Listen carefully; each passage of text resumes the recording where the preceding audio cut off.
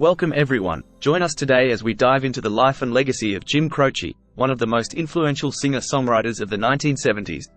Known for his soulful voice and heartfelt lyrics, Croce's music continues to touch hearts around the world. So let's dive in. Jim Croce, born James Joseph Croce on January 10, 1943 in South Philadelphia, Pennsylvania, United States of America. Jim's musical journey began with his parents' rich cultural heritage. His father Giacomo hailed from Trasacco in the Abruzzo region, while his mother Flora came from Palermo in Sicily. Growing up, Jim was influenced by his father's eclectic record collection, which included artists like Fats Waller, Bessie Smith, and various Dixieland musicians.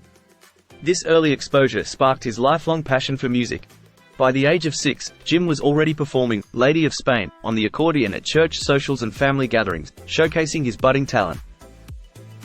During his youth, Jim's family relocated to the Upper Darby suburb, where he graduated from the local high school in June 1960. At 15, Jim persuaded his father that he needed a guitar to create his own music.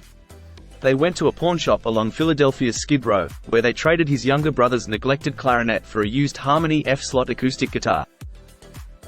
He spent a year at Malvern Preparatory School before enrolling at Villanova University, majoring in psychology with a minor in German. At Villanova, Jim was active in the Villanova Singers and the Villanova Spires, who performed off-campus and recorded under the name the Coventry Lads. Additionally, he served as a student disc jockey at WKVU, now known as WXVU. By the time Jim graduated in 1965, his photographic memory allowed him to effortlessly recall as many as 2,500 songs. On November 29, 1963, Jim met his future wife Ingrid Jacobson at a hootenanny at the Philadelphia Convention Hall, where he was judging a contest. In 1966, Jim released his first album, Facets, pressing 500 copies. The album was financed by a $500 wedding gift from his parents, who hoped its failure would prompt him to pursue a more traditional career. However, the album sold out, proving to be a success. In 1966, Jim married Ingrid Jacobson in a traditional Jewish ceremony, converting from Catholicism to Judaism.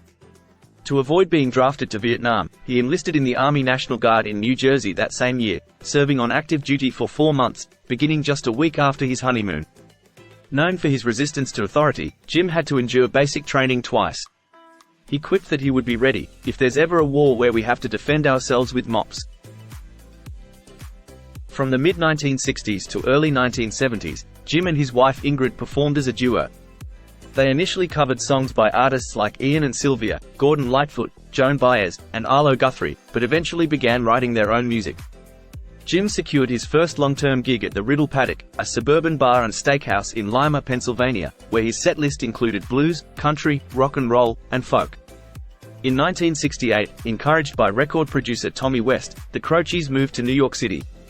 They lived in the Kingsbridge section of the Bronx and recorded their first album with Capitol Records.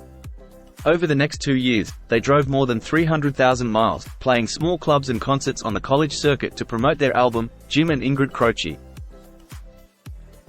With the album not doing well and disillusioned by the music business and life in New York City, Jim and Ingrid sold all but one guitar to pay rent and returned to the Pennsylvania countryside, settling on an old farm in Lindell.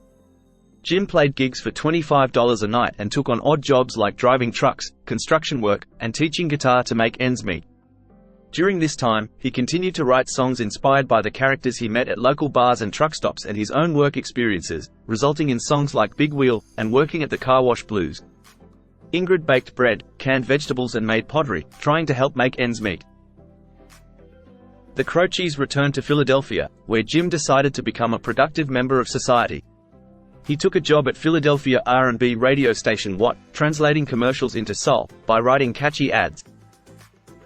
Jim was introduced to Maury Muehlisen in 1970, a classically trained pianist, guitarist and singer-songwriter, through producer Joe Salviuolo, a longtime friend of Jim's from college. Salviuolo had met Muehlisen while teaching at Glassboro State College in New Jersey. He brought Jim and Muehlisen together at the production office of Tommy West and Terry Cashman in New York City. Initially, Jim accompanied Muehlisen on guitar, but their roles soon reversed, with Muehlisen contributing lead guitar to Jim's music. When Ingrid became pregnant, Jim grew more determined to pursue music professionally. In just 10 days, sitting at his kitchen table, he penned, "Time in a Bottle, You Don't Mess Around with Jim, New York's Not My Home, Photographs and Memories, and Operator." He sent a cassette of his new songs to a friend and producer in New York City, hoping to secure a record deal. Their son, Adrian James, also known as AJ, was born on September 28, 1971, prompting Ingrid to stay home while Jim toured to promote his music. In 1972, Jim inked a 3-record deal with ABC Records, releasing 2 albums, You Don't Mess Around with Jim, and Life and Times.